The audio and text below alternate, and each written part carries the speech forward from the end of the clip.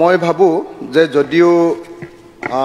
সংসদীয় পৰিক্ৰমা দপ্তৰৰ মন্ত্ৰীয়ে কৈছে যে এখন চিম্পুল বিল, এখন সাংঘাতিক ধৰণৰ এখন গুৰুত্বপূৰ্ণ বিল। কাৰণ টোপনিৰ পৰা উঠি আহিলে ধৰিবই পৰা নাই। কৈ থাকক, বেলেগৰ শুনিব নালাগে, নিজৰটো কোৱা। নহয় অধ্যক্ষ মহোদয়, মানে এইটো অট্টহাস্য বিধানসভাত কৰিব পাৰে নেকি? কৰা নাই, কৈ থাকক।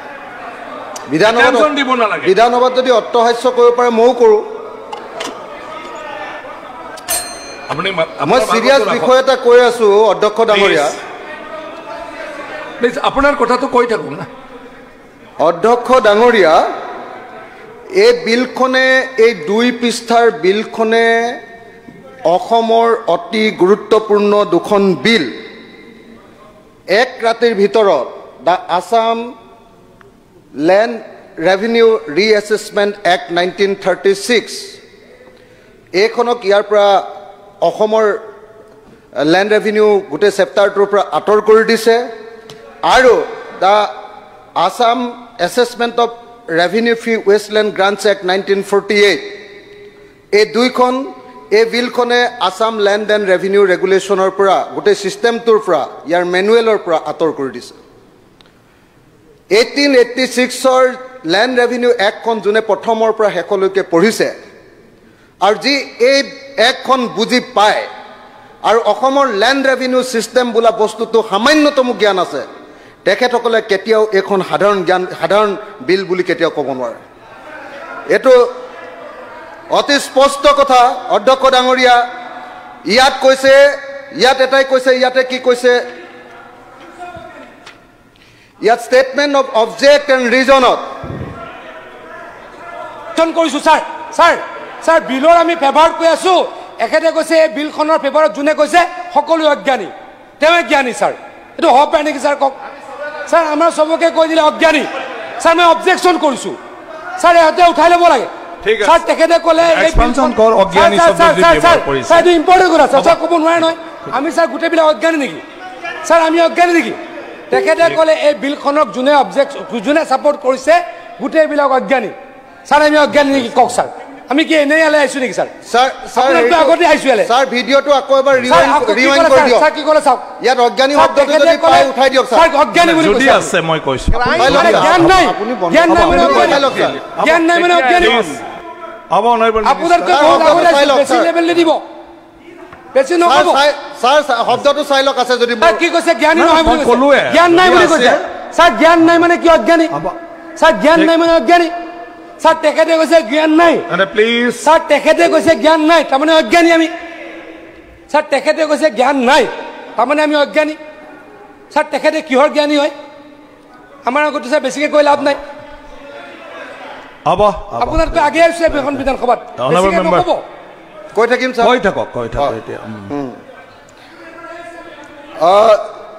ছাৰ এই সৰু 2 পৃষ্ঠাৰ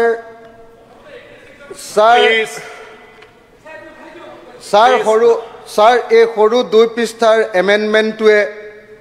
দুখন ঐতিহাসিক এক্টক নাকচ কৰি দিছে। অথচ এই দুখন ঐতিহাসিক এক্টে কোৱা যিবিলাক কথা যে খাজনা নিৰ্ধাৰণৰ পদ্ধতি কি হ'ব তাৰ কোনো ব্যৱস্থা ইয়াতে ৰখা হোৱা নাই। যদি কোনোবাই কয় ৰুলত আহিব, ৰুলত আহিলে মানে আমি কোনো লেজিছলেটৰে সেইটো চাবলৈ নাপাওঁ, কিন্তু এইকেইখনত একদম লেজিছলেটৰে চাব পৰাকৈ ইয়াত এক্ট আছে। ইয়াত অতি স্পষ্টভাৱে অসমৰ মাটিৰ খাজনা কেনেকুৱা হ'ব লাগে সেই কথাটো স্পষ্টভাৱে ছাৰ লিখা আছে। ৰুলটো পিছত আহে, আপুনি নাজানে নেকি? এইটোৱে নিয়ম। ছাৰ মই চিঞৰিলেতো আপুনি কিবা কিবি কৰি দিলেহেঁতেন। মোক আজি 3 বাৰ এক্সপেল কৰিছে ছাৰ। ক'বলৈ দিয়ক প্লিজ, ক'বলৈ দিয়ক। কৈ থাকক। হ'ব হ'ব, কৈ থাকক।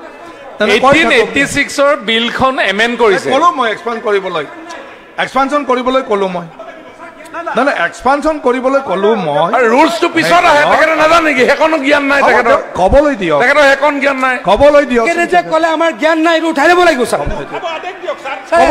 ক'লে তেওঁৰ জ্ঞান নাই।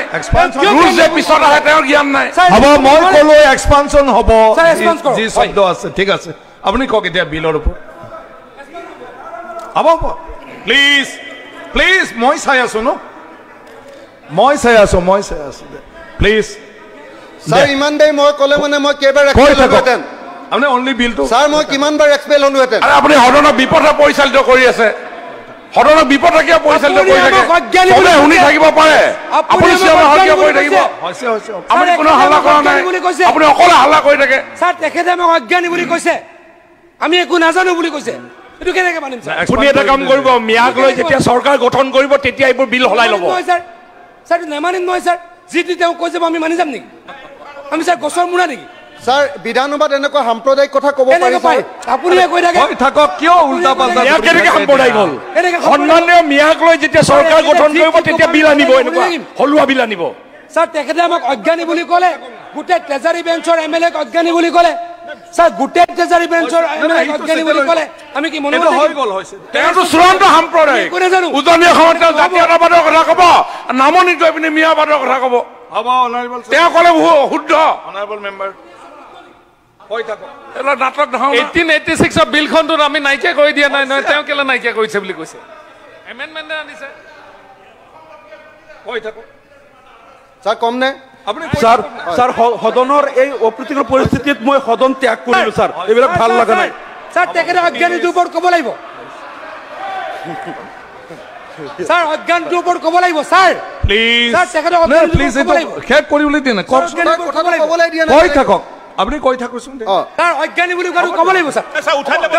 কৰি দিলো হয় গোটেই চৰকাৰক নাই গোটেই চৰকাৰক অজ্ঞানী বুলি কৈছে ট্ৰেজাৰী বেঞ্চক অজ্ঞানী বুলি কৈছে এইটো নহ'ব স্যাৰ এইটো নহব নহয় এইটো চোৱা যাব চৰকাৰ অজ্ঞানী হ'ব এইটো চোৱা যাব তেখেতে চৰকাৰক অপমান কৰিছে চোৱা যাব স্যার জ্ঞান নাই বুলি কৈছে এইটো কেনেকে চলিব স্যার স্যার জ্ঞান নাই বুলি কৈছে স্যার এইটো নামানো স্যার তেখেতে যি মন যায় তাকে ক'ব কেনেকে মানিম স্যার আমি স্যার এনেকে অকলে বহক নহ'ব হৰাই লৈ মাফ খুজিব লাগিব নহ'ব স্যাৰ বহক না অনাৰেবল সদন নহয় মই অলৰেডি কৈছো যদি সেইটো ৱাৰ্ডছ কৈছে তো সেইটো এক্সপাণ্ড কৰা হ'ব না সেইকাৰণে এক্সপাণ্ড কৰা হ'ব সেইটো ক'ত উঠাব লাগিব সেইটো না এক্সপাণ্ড কৰা হ'ব স্যাৰ চন্দ্ৰমোহন পাটোৱাৰী দেউৰা না হৈছে হাউচটো চলিব লাগিব বিলখন পাছ কৰিব লাগিব তেওঁলোকক তেওঁ অজ্ঞানী বুলি কৈ দিলে এইটো কেনেকে মানিম স্যার হৈছে ঠিক আছে এই ৱাৰ্ডটো এক্সপাণ্ড কৰা হ'ব ব্যৱস্থা কৰে যেন অসমখন তেওঁ চলাই এক্সপাণ্ড কৰা হ'ব উজনি অসমৰ মানুহক উচলাব নামনি অসমৰ মানুহক উচলাব এনেকে অসম চলিব নেকি উজনিত ক'ব তেওঁ জাতীয়তাবাদ নামনিত গৈ পিনে একদম শপত বাক্য পাছ কৰাব প্লিজ এটা কেনেকুৱা মুখাবিলা প্লিজ অনাৰেবল মেম্বাৰ এনেকুৱা ভণ্ডামি জাতীয়তাবাদ আমি বিলটো পাছ কৰিব লাগিব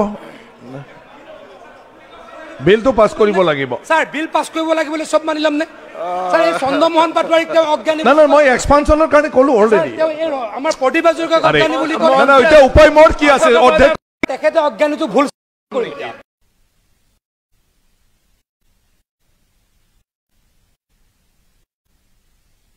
তো অখিল গগৈ ডাঙৰীয়া আপুনি উঠাই লওক কথাটো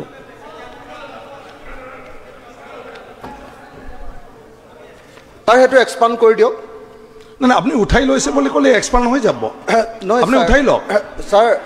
যদি না আপুনি উঠাই লওক মই আপোনাক আদেশ দিছোঁ যদি হয় মই আপুনি আদেশ দিয়াৰ কাৰণে মই কৈছোঁ আপুনি এক্সপান্ড কৰি দিয়ক স্যাৰ কিন্তু নহয় মই আদেশ দিছোঁ আপুনি এইখিনি কথা কোৱাত আৰু কি আপত্তি থাকে হাউচত হাউচত আপুনি যি কথা ক'লে নহ'লে স্যাৰ এইটো এথিক্স কমিটিত দি দিয়ক স্যাৰ এথিক্স কমিটিত দি দিয়ক স্যাৰ মই যিমান দূৰ বুজি পাইছোঁ আপুনি চেলেঞ্জ কৰিব নালাগে না মই যিমান দূৰ বুজি পাইছোঁ স্যাৰ ইয়াত এটাও শব্দ আনপাৰ্লিয়ামেণ্টাৰী শব্দ নাই স্যাৰ আৰু মই সঁচাকৈয়ে কোনো ধৰণে আনপাৰ্লিয়ামেণ্টাৰী বুলি ৱাৰ্ড নাথাকে যদি আপুনি কোনোবা বাক্যটো ব্যৱহাৰৰ ক্ষেত্ৰত কাকবা অৱমান্য কৰা হয় কাকবা অপবাদ কৰা হয় তেতিয়া সেইটোৰ ওপৰত স্যাৰ এথিক্স কমিটি অধ্যক্ষ হিচাপে মই ৰেকৰ্ডটো চাই পেলাই আপোনাক কৈছোঁ এই কথাটো আপুনি উঠাই লওক সদনত তেনেকুৱা বাক্য কোৱাটো উচিত নহয় এইটোৱে মানে স্যাৰ এইটো মই বিচাৰিছিলোঁ যে এথিক্স কমিটিলৈ যাওক মই কৈছোঁ কি আপুনি কি অধ্যক্ষৰ মানে আপোনাৰ আসনখনৰ প্ৰতি সন্মান জনাইহে স্যাৰ মই উঠাই ল'ম মই আপোনাৰ আসনখনৰ প্ৰতি সন্মান জনাইহে স্যাৰ উঠাই লৈছোঁ অকল আপুনি কোৱাৰ কাৰণে স্যাৰ নহ'লে মই একো গণ্ডগোলীয়া কথা কোৱা নাই স্যাৰ ঠিক আছে হ'ব এতিয়া ক'ব পাৰোঁ স্যাৰ এতিয়া কওক তাৰ আগতে মোৰ এটা কথা স্যাৰ হ'ব আৰু এইটো আপোনাৰ কথা নহয় ন এটা তেওঁৰ কথা আপুনি বহক আপুনি বহক order- অভিযোগ কৰি থাকিব নালাগে মানুহৰ পৰা আপুনি বহক আপুনি কি অধ্যক্ষৰ ওপৰত কুৱেশ্যন কৰি নেকি অধ্যক্ষৰ ওপৰত কুৱেশ্যন কৰি নেকি অধ্যক্ষৰ ওপৰত কুৱেশ্যন কৰি নেকি so no I am not agree on that who are you to accuse me who are you to accuse me who are you to accuse me then why are you saying এজন সদস্য আপুনি কোন হয় যে অধ্যক্ষক প্ৰশ্ন কৰিবলৈ sir এজন এটা ডিবেট চলি আছে হ'ব এনেটো এক্সপ্লেইন কৰিব থক স্যাৰ মই ক'ব পাৰোঁ স্যাৰ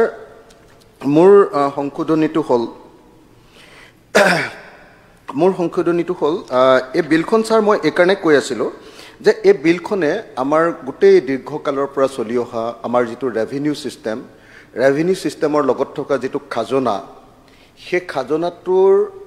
গোটেই ষ্ট্ৰাকচাৰটো চাক বদলাই দিব এই বিলখনত কৈছে যে এই বিলখনৰ প্ৰধান উদ্দেশ্যটো হ'ল জনেল ভেলু অনুসৰি মাটিৰ খাজনা নিৰ্ধাৰণ কৰা স্যাৰ খাজনা আৰু টেক্সৰ মাজত বহুত ডিফাৰেঞ্চ আছে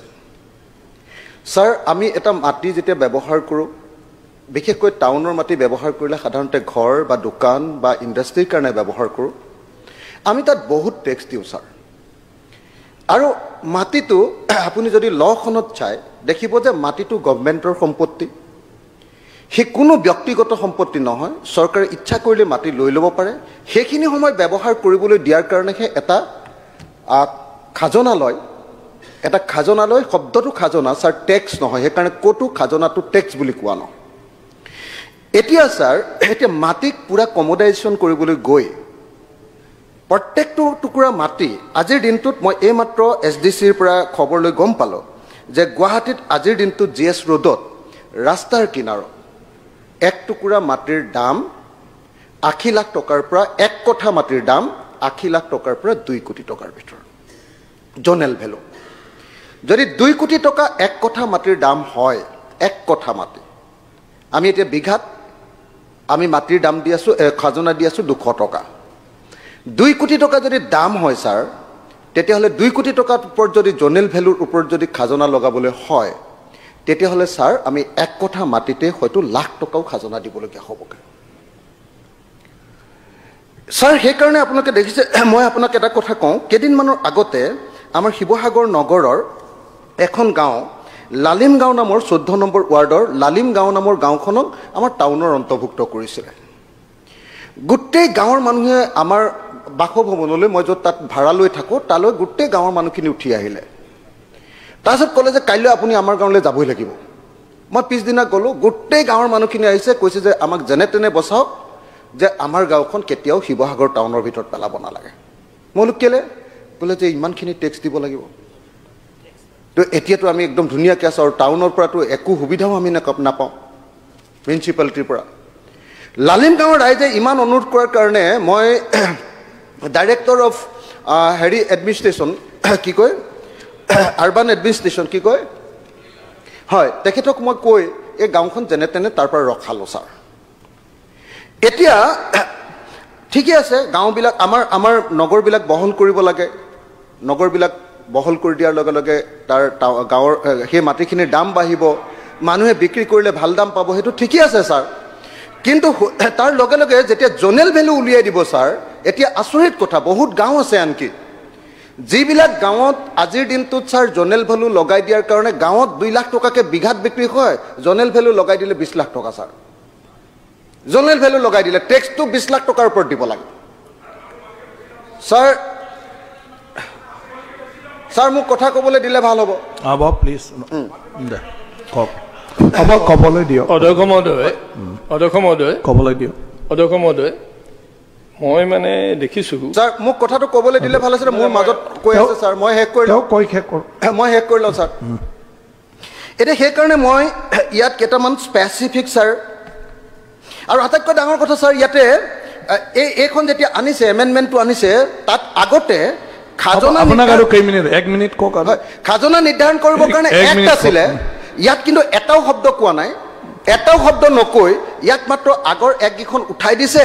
আৰু উঠাই দি চৰকাৰে নিজৰ মতে হয় কেবিনেটত নহ'লে অন্য কোনোবা ব্যৱস্থাৰ জৰিয়তে ইয়াতে হঠাতে জোনেল ভেলুৰ অনুসৰি খাজনা কৰি দিব আগতে কিন্তু আমি লেজিসলেচাৰে এইটোৰ ওপৰত বিতৰ্ক কৰিব পাৰিছিলোঁ সেইকাৰণে মই স্পেচিফিক যিকেইটা আপোনাৰ এমেণ্ডমেণ্ট আনিছোঁ এমেণ্ডমেণ্টকেইটা কৈ দিব খুজিছোঁ মই এমেণ্ডমেণ্ট আনিছোঁ প্ৰথম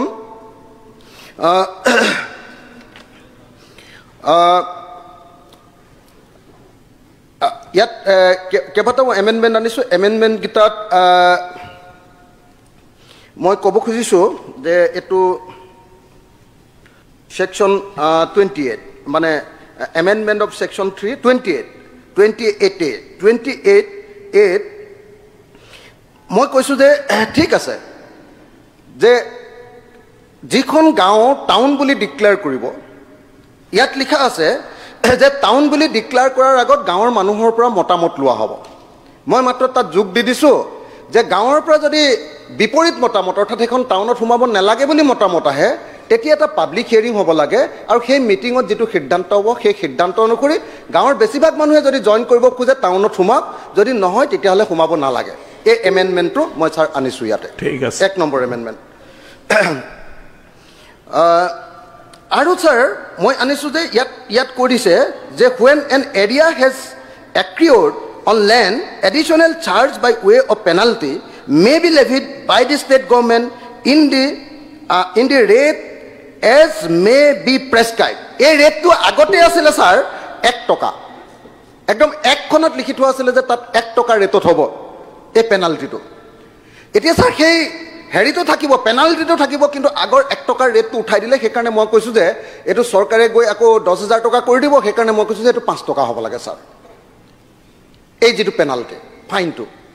সেইকাৰণে এই দুটা মেইনলি এই দুটাই মই ইয়াতে হেৰি আনিছোঁ আৰু বাকীকেইটা মই খালি গাই দিব খুজিছোঁ কাৰণ দুটা এটা শব্দ ইয়াত গণ্ডগোল হৈ আছে সেই শব্দকেইটা মই সংশোধন আনিছোঁ অৱশ্যে ইয়াতে আছে আৰু দি থৈ আছে সেইকাৰণে বেছিকৈ নকওঁ কিন্তু ছাৰ এটাই কথা ক'ব খোজোঁ শেহতীয়াকৈ আমাৰ চব বস্তু কমডিফিকেশ্যন হৈ গৈছে চব বস্তু কেতিয়া বজাৰৰ বস্তুৰূপে গণ্য কৰা হৈছে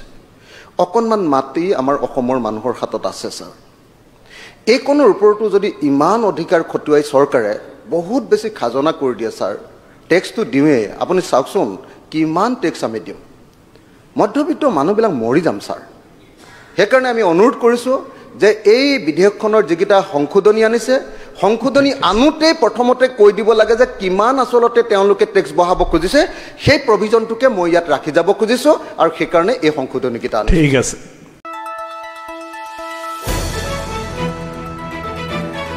দ্য নিউজলেণ্ডছ অবিৰত তথ্যানুসন্ধান আপোনাৰ সেৱাত খবৰ সন্ধান দ্য নিউজলেণ্ড